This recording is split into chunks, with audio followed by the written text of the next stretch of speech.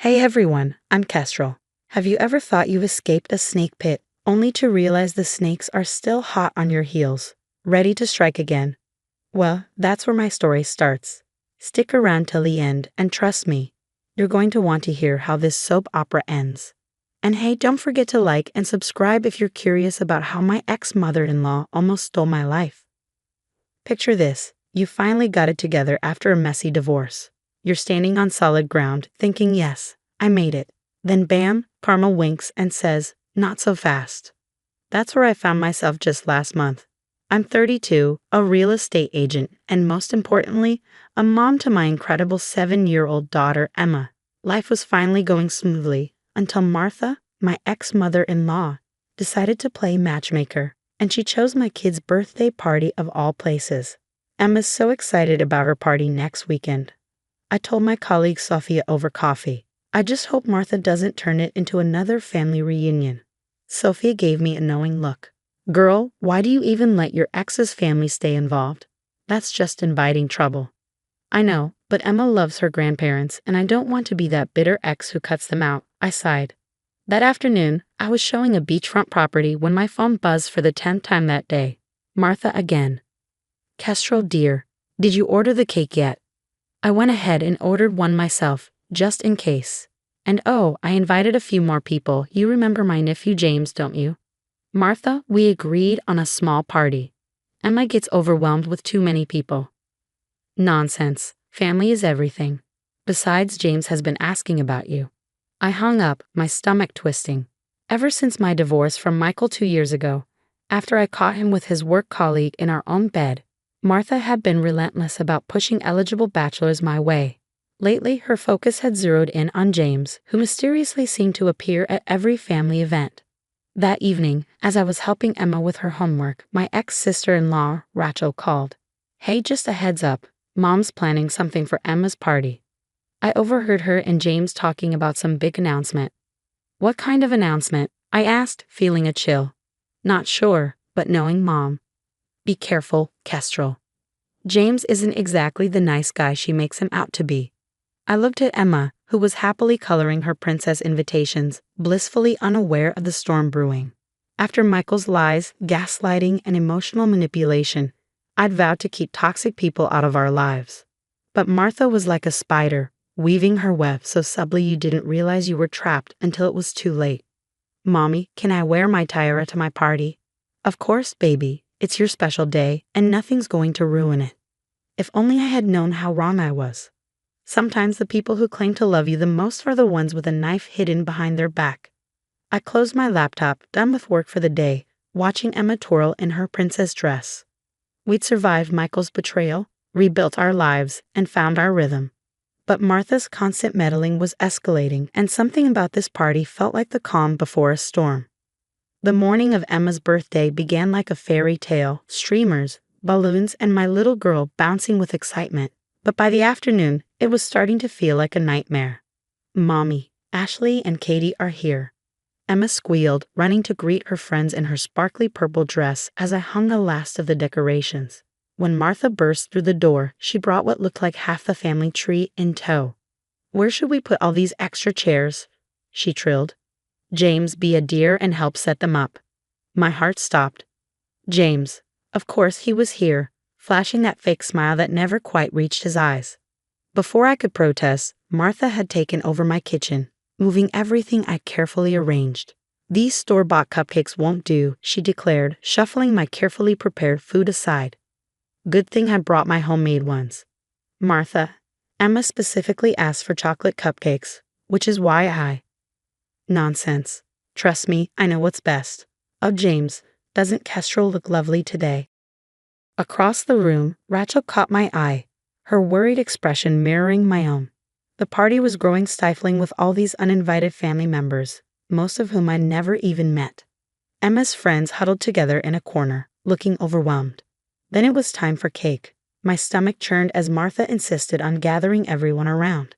Emma stood there, her tiara askew, 7 tiny candles flickering in front of her. She looked so small amidst the crowd of strangers. Before we sing, I have a wonderful announcement. Martha's voice rang out, sharp as a bell. Martha, don't. Rachel tried to interrupt, But it was too late.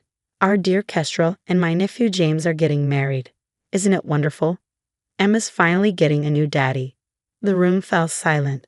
Emma's face crumpled, her eyes filling with tears.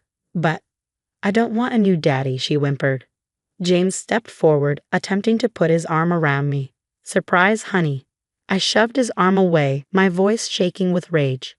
What the hell is wrong with you people? You are lying. Emma burst into tears and ran upstairs. Her friends' parents looked horrified, murmuring excuses as they gathered their things to leave. How dare you, Martha? I spat, feeling my blood boil. There is no engagement. There never was.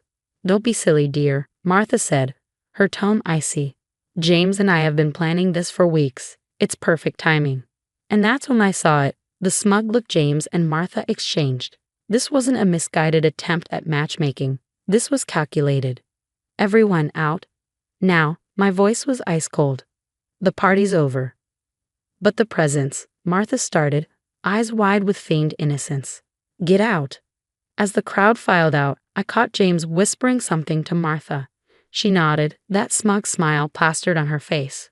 Only Rachel stayed behind, helping me clean up the wreckage. Kez, there's something you need to know about James, she said quietly. He's done this before. Upstairs, I could hear Emma's muffled sobs. My little girl's special day had been ruined, and beneath my fury, something stronger was brewing. Determination. They thought they could manipulate me, push their way into our lives. But I'd had enough. This wasn't just about a birthday party anymore. This was war. 2 days after the party fiasco, I sat with Sophia at work, still trembling with anger as I showed her Emma's new therapy schedule. She hadn't slept through a single night since that day. Her teacher had called to let me know Emma had a panic attack when someone mentioned birthdays in class. Sophia's fingers flew over her keyboard.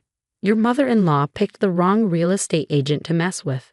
I've got contacts all over. Let's see what Prince Charming James has been up to. My phone buzzed. A passive-aggressive text from Martha. Emma needs a father figure. You're being selfish. Sophia spun her monitor around. James Henderson, formerly James Mitchell. He's changed his name twice in 5 years. Look familiar. The screen showed a list of lawsuit filings. Multiple women, single mothers, accusing him of love bombing, staging fake engagements, then helping his family file for custody rights. There was more. Rachel had joined us, holding a worn notebook. I found Mom's notebook. She's been documenting everything. Every time Emma was late to school, every scraped knee, every day you worked late. She's building a case. My blood ran cold. A case for what? Grandparents' rights, Rachel said, her face pale. With James claiming to be Emma's future stepfather, they think they have grounds to petition for partial custody. Nausea twisted my stomach as I opened Martha's Facebook page. Hidden within her posts were countless subtle jabs. Praying for my granddaughter Emma. Single mothers have it so hard. Worried about Emma's emotional well-being. Children need stable father figures. She'd been planning this for months. Rachel's face softened. She did the same thing to Michael's first wife, you know. Made her look unstable until she finally gave up trying to see her son. The pieces fell into place. My marriage to Michael, the constant interference, the surprise visits, it wasn't just manipulation. It was a scheme. Martha had chosen me because I was young, successful, someone who'd look good to the courts. I wasn't just fighting for birthday memories anymore. I was fighting for our future. They're coming for Emma, I whispered, voice cracking. Not if we stop them first, Sophia said firmly, grabbing a fresh notepad. Those women James conned. They're willing to talk. And I found out he's still legally married to wife number 2. I thought of Emma, of the way Martha had been chipping away at my authority, of James thinking he could waltz into our lives and turn my daughter into a pawn. I need every scrap of evidence, I told them. Every text, every email, every social media post. If Martha wants to document my parenting, then let's show her how it's really done. Rachel squeezed my hand. Mom's hosting her annual charity brunch next weekend. Everyone who's anyone in the family will be there. A plan began forming in my mind. If Martha liked putting on shows, fine. I'd give her a performance to remember. The charity brunch was in full swing when Rachel and I entered. The country club's dining room buzzed with the chatter of family members and society elites. It was the perfect audience. Kestrel, I'm so glad you came to your senses about the engagement. Martha rushed over, pulling James along. Everyone's been asking about the wedding plans. Oh, I have an announcement about that, I replied, glancing at Rachel. She nodded, dimming her lights as a projector screen descended from the ceiling. What's this? Martha's smile faltered. A very special presentation. I clicked the remote. Suddenly, James's mugshot filled the screen. Everyone meet James Mitchell, or is it Henderson now?